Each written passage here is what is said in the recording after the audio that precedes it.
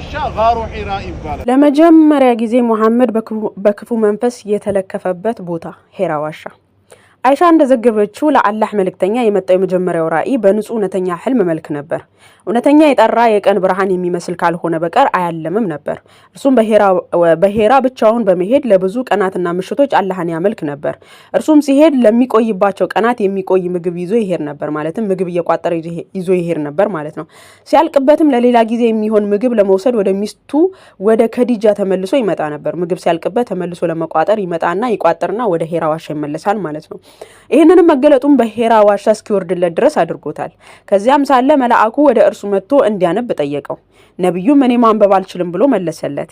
ነብዩም እንዳሉት መልአኩን በጉልበት ያዘኝና አስጨንቆ ከአቅሜ በላይ ጨመቀኝ። ከዚያም ለቀቀኝና አንብብ አለኝ፣ ማለትም ጨመቀው። አንብብ እያለ የሚነበብ መጽሐፍ አልሰጠውም፣ ግን እየገፋ አንብብ እያለ ይጨምቀዋል ማለት ነው። እኔም መልሼ እኔ ማንበብ አልችልም አልኩት። ይሄኔ እንደገና ያዘኝና መቋቋም ከምችለው በላይ ጨመቀኝ። ከዚያም ለቀቀኝና እንደገና አንብብ አለኝ። እኔም በድጋሚ ማንበብ አልችልም አልኩ።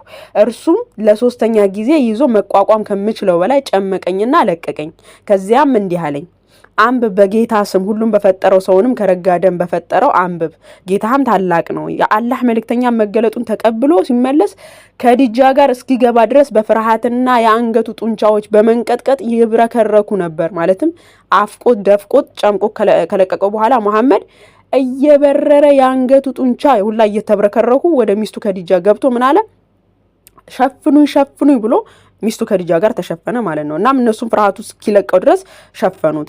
እርሱም ከዲጃ ሆይ ምን እየሆንኩ ነው ብሎ ጠየቃት። ማለትም ምን እንደተገለጠለት ራሱ እዛ ሄራ ዋሻ ውስጥ አፍቆ ደፍቆ የለቀቀው አካል ምን እንደሆነ እንኳን መሐመድ አላወቀም። ባይዘው የተገለጠለት አካልም እኔ ከሌ ነኝ ብሎ እንኳን ማንነቱን አልገለጠለትም። ስለዚህ ምን አለ? ከዲጃ ሆይ ምን እየሆንኩ ነው ብሎ ጠየቃት። የገጠመውንም ነገር ሁሉ ከነገራት በኋላ ምን አለ? የሆነ ነገር ሳልሆን አልቀርም አላት። መሐመድ ሲጀመር መልአክ ተገለጠልኝ ብሎ ራሱ አላወቀም። እሱ ጋር የመጣው ክፉ መንፈስ እንደሆነ ነው የተረዳው መሐመድ ማለት ነው። እና መልሳ ከዲጃ ምን አለችው? ከዲጃ መልሳ በፍጹም በአላህ አንተ ታላቅ መልካም የምስራች ያለብህ ነህ። አንተ ከዘመዶች ጋር መልካም ግንኙነት እስካለ ድረስ፣ እውነት እስከተናገርክ ድረስ፣ ድሆችን ምስኪኖችን እስከረዳህ ድረስ ምን አለ?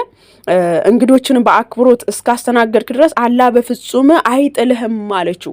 ማለት እንዴት ነው? ህፃን ልጃችሁ የሆነ የሚያስፈራ ነገር ውጭ አይቶ እየሮጠ ማየ ብሎ እየሮጠ መጥቶ ልጃችሁን ለማረጋጋት የምታባብሉት ማባበል ማለት ነው።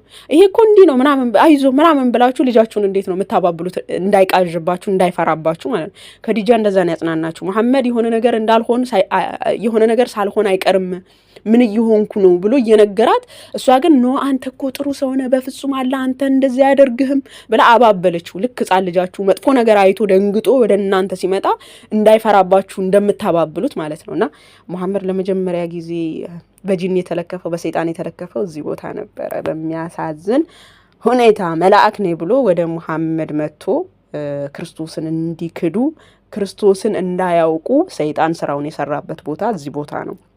ሐዋርያው ቅዱስ ጳውሎስ ሲናገር በዚህ በሁለተኛ ቆሮንቶስ ምዕራፍ 11 ቁጥር 14 ላይ ይህም ድንቅ አይደለም፣ ሰይጣንም የብርሃን መልአክ እስኪመስል ድረስ ራሱን ይለውጣልና ብሏልና የብርሃን መልአክ መስሎ መሐመድን እንደዚህ ጨምቆ ደፍቆ ክርስቶስን ያስካደ ይሄው ከእግዚአብሔር መንግስት እየለያቸው ይገኛል ማለት ነው። የዚህ ዓለም ገዢ የተባለው ዲያብሎስ